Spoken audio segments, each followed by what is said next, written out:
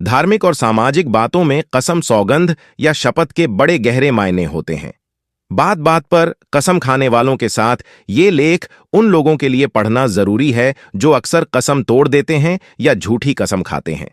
कसम कहें या सौगंध या शपथ, भारत में प्राचीन काल से ही इसकी परंपरा और विशेष महत्व रहा है। लोग युगों युगों से कसम लेते और देते आ रहे हैं। सतयुग से लेकर कलयुग तक ये परंपरा लगातार जारी है। राजा हरिश्चंद्र से लेकर मर्यादा पुरुषोत्तम भगवान राम तक और द्वापर युग में भीष्म पितामह से लेकर भगवान कृष्ण तक सौगंध लेने के कई बड़े और मशहूर घटनाक्रम इस भारत की पवित्र भूमि में सामने आ चुके हैं। मैया यशोदा और भगवान कृष्ण की कस्में तो दुनिया भर के लोगों के लिए मिसाल हैं कि कैसे कृष्ण अपने बचपन में खुद को निर्दोष साबित करने के लिए कसम खाया करते थे और दूसरी ओर यशोदा मां भी पुत्र को अपनी कसम देकर उनसे ज्यादा शैतानी न करने का वचन लेती थीं। कसम का प्रयोग प्राचीन भारत में अक्सर एक दूसरे के प्रति प्यार और चिंता जताने के लिए किया जाता था, पर समय के बदलते दौर में कसम का प्रयोग भी बदल गया है। दरअसल कसम वो परंपरा होती है जो तोड़ी ना जाए। वहीं बात बात में कसम खाना या सौगंध उठाना अच्छी बात नहीं होती है, क्योंकि ऐसा करने वालों पर लोग भरोसा नहीं करते। कसम एक पवित्र आचरण और परंपरा है जिसे पूरा करने से आपका कल्याण होता है। भारत में कस्में देना और खाना आज भी लोगों में प्रचलित है। बहुत सारे लोग खुद को निर्दोष व दूसरों को गलत बताने के लिए कस्मों का सहारा लेते हैं। कसम खाने के पीछे मुख्य कारण अपनी सत्यता को दूसरों को समझाना और दूसरों की सच्चाई को जानना होता है। कसम के प्रकार भारतीय समाज में आज भी कुछ कसमें इस प्रकार से है, जैसे बच्चों, पति पत्नी, माता पिता या किसी खास रिश्ते की कसम देना या लेना, जैसे तुम्हें तुम्हारे बच्चों की कसम है। इस मामले में अक्सर ये कहा जाता है कि मैं अपनी मां की कसम खाता हूं, तो बहुत से लोग अक्सर गंगा मैया की कसम, रोजी रोटी की कसम खाते और देते हैं। 1980 और 1990 के दशक तक पैदा हुए बच्चों ने तो विद्या मैया की कसम भी खाई होगी। झूठी कसम खाने के नुकसान। गर्ग संहिता और विष्णु पुराण के मुताबिक झूठी कसम खाने या कसम तोड़ देने से जिसने कसम खाई है और जिसकी कसम खाई गई है, उन दोनों को हानि होती है। जो कसम तोड़ता है या किसी की झूठी कसम खाता है, उसके सम्मान में कमी आती है। वहीं जिस इंसान की कसम खाई जाती है या जिसकी झूठी कसम खाकर तोड़ी गई है, तो ऐसा होने पर देखा गया है कि उस इंसान के स्वास्थ्य और आयु की हानि होती है। कई बार जिस इंसान की कसम खाई गई थी वह बहुत ज्यादा बीमार हो जाता है। कसम तोड़ने या झूठी कसम खाने का प्रभाव इंसान की कुंडली में बैठे ग्रहों के हिसाब से पड़ता है। ऐसे में आपको कभी भी कसम का दुरुपयोग करके अपने और अपनों का जीवन खतरे में नहीं डालना चाहिए। साथ ही आपको हमेशा सच बोलना चाहिए और अपने बच्चों को भी सिखाना है। ज्योतिष शास्त्र में हर ग्रह, राशि व नक्षत्र के वृक्षों के बारे में विस्तार से बताया गया है, जिन्हें लगाने से कई फायदे होते हैं। अगर किसी व्यक्ति की कुंडली में कोई ग्रह कमजोर या बाधक है, तो उसे शांत करने के लिए पूजा पाठ की बात कही जाती है। इसके अलावा घर में उपाय के तौर पर विशेष वृक्ष या पौधे लगाने के लिए भी जाता है। ज्योतिष शास्त्र के अनुसार पेड़ लगाने से न केवल ग्रह दोष शांत होते हैं, बल्कि जैसे जैसे पौधा बढ़ता है उस व्यक्ति को उतना ही अधिक उसका लाभ मिलता है। आइए इस वीडियो के माध्यम से जानते हैं किस ग्रह के लिए कौन सा पौधा अपने घर में लगाना चाहिए। इस बारे में जानकारी दे रहे हैं छत्तरपुर निवासी ज्योतिष आचार्य पंडित धीरेन्द्र कृष्णा शास्त्री जी। पीपल का पेड़। अगर आपकी कुंडली में सूर्य ग्रह कमजोर है या इसके नकारात्मक प्रभाव आपके जीवन पर देखने को मिल रहे हैं, तो आपको अपने घर में पीपल और आम का पेड़ लगाना चाहिए और उसकी पूजा करनी चाहिए। इससे आपको सूर्य से जुड़े दोषों से मुक्ति मिल सकती है और आपको मान सम्मान की प्राप्ति भी हो सकती है।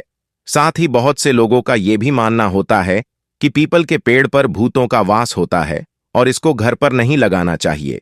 तो आपको बता दें कि ये सब झूठी बातें हैं, क्योंकि गीता में खुद भगवान कृष्ण ने कहा है कि वृक्षों में पीपल हूं, नीम और बरगद का पेड़। ज्योतिष शास्त्र में बताया गया है कि जिन जातकों की कुंडली में चंद्रमा की स्थिति कमजोर होती है, उस इंसान को कई तरह की परेशानियां हो सकती हैं। इसे मजबूत करने के लिए नीम और बरगद का पेड़ लगाकर उसकी पूजा करनी चाहिए। ऐसा करने से आपको मानसिक रोगों से भी छुटकारा मिल सकता है और मन में शांति बनी रहती है, और साथ ही नीम का पेड़ अनेक प्रकार की बीमारियों को भी खत्म कर देता है। तो ऐसे में नीम का पेड़ लगाना बहुत ही खास और बरकत वाला माना जाता है। गुलमोहर का पेड़ ज्योतिष शास्त्र के अनुसार मंगल ग्रह जहां हमें हिम्मत और पराक्रम देता है, तो वहीं शादी के लिए भी कुंडली में इसकी स्थिति को देखा जाता है। अगर किसी जातक की कुंडली में मंगल की स्थिति कमजोर है तो उसे मजबूत करने के लिए गुलमोहर और गेहूं के पौधे लगाएं और उसकी पूजा करें। ऐसा करने से लाभ होगा। साथ ही गुलमोहर का पेड़ घर में शांति और सुरक्षा भी बनाए रखता है। इससे आपके घर में बरकत बढ़ने लगती है और आपकी परेशानियां भी खत्म हो जाती हैं, क्योंकि गुलमोहर का पौधा बहुत ही खास माना जाता है। अपामार्ग का पौधा ज्योतिष शास्त्र के अनुसार बुद्धि का कारक बुध ग्रह होता है। अगर किसी जातक की कुंडली में बुध ग्रह की स्थिति कमजोर है तो उस व्यक्ति को अपने घर में अपामार्ग का पौधे लगाकर उसकी पूजा करना चाहिए। ऐसा करने से आपको फायदा जरूर होगा, क्योंकि ये पौधा बहुत ही चमत्कारी होता है और सातहारी बीमारी में भी ये पौधा बहुत ही काम आता, और इस पौधे से बहुत सी दवाइयां भी बनाई जाती हैं। तो आपको ये पौधा जरूर ही लगाना चाहिए।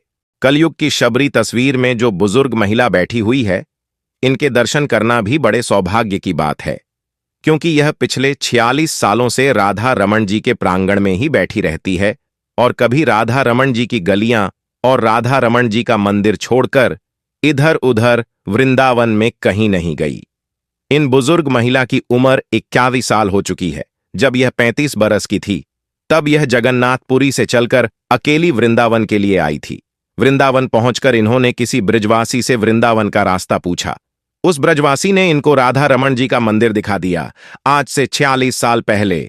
कल्पना कीजिए वृंदावन कैसा होगा। यह अकेली जवान औरत सब कुछ छोड़कर केवल भगवान के भरोसे वृंदावन आ गई, और किसी ब्रजवासी ने जब इनको राधा रमन जी का मंदिर दिखाकर यह कह दिया यही वृंदावन है, तब से लेकर आज तक इनको 46 बरस हो गए। ये राधा रमन जी का मंदिर छोड़कर कहीं नहीं गई। ये मंदिर के प्रांगण में बैठकर 46 साल से भजन गाती है, मंगला आरती के दर्शन करती हैं, कभी कभी गोपी गीत गाती हैं। जब इनको कोई भक्त यह कहता है माता जी वृंदावन घूम आओ, तो ये कहती है मैं कैसे जाऊं। लोग बोलते हैं बस से या ऑटो से चली जाओ, तो ये कहती है जब मुझे किसी ब्रजवासी ने यह बोल दिया यही वृंदावन है, तो मेरे बिहारी जी तो मुझे यही मिलेंगे। मेरे लिए तो सारा वृंदावन इसी राधा रमण मंदिर में ही है। देखिए प्रेम और समर्पण की कैसी पराकाष्ठा है। आज के दौर में संत हो या आम जन, सब धन दौलत रिश्ते नातों के पीछे भाग रहे हैं, तो आज भी संसार में ऐसे दुर्लभ भक्त हैं जो केवल और केवल भगवान के पीछे भागते हैं। यह देखने में बहुत निर्धन दिखते हैं, परंतु इनका परम धन इनके भगवान राधा रमन जी है। हम संसार के लोग थोड़ी सी भक्ति करते हैं और अपने आप को भक्त समझ बैठते हैं, और थोड़ी सी भी परेशानी आई नहीं कि भगवान को कोसने लगते हैं या उस भगवान को छोड़कर किसी अन्य देवी देवता की पूजा करने लग जाते हैं। हमारे अंदर समर्पण तो है ही नहीं। आज संसार के अधिकतर लोग अपनी परेशानियों से परेशान होकर कभी एक बाबा से दूसरे बाबा पर, दूसरे बाबा से तीसरे बाबा पर भाग रहे हैं, और तो और हमारा ना अपने गुरु पर विश्वास है, न किसी एक देवता को अपना इष्ट मानते हैं। अधिकतर लोग भगवान को अगर प्यार भी करते हैं तो किसी न किसी भौतिक जरूरत के लिए करते हैं। परंतु इन दुर्लभ संत योगिनी को देखिए जो सब कुछ याग कर केवल कभी एक बाबा से दूसरे बाबा पर, दूसरे बाबा से तीसरे बाबा पर भाग रहे हैं, और तो और हमारा ना अपने गुरु पर विश्वास है, न किसी एक देवता को अपना इष्ट मानते हैं। अधिकतर लोग भगवान को अगर प्यार भी करते हैं तो किसी न किसी भौतिक जरूरत के लिए करते हैं। परंतु इन दुर्लभ संत योगिनी को देखिए जो सब कुछ त्याग कर केवल भगवान के भरोसे 46 साल से राधा रमन जी के प्रांगण में बैठी हैं। ऐसे संतों के चरणों में मेरा कोटि कोटि प्रणाम है। साथ ही भगवान पर प्यार और भरोसा कोई सच्चे मन से करता है तो उसका जीवन और आत्मा धन्य हो जाती है।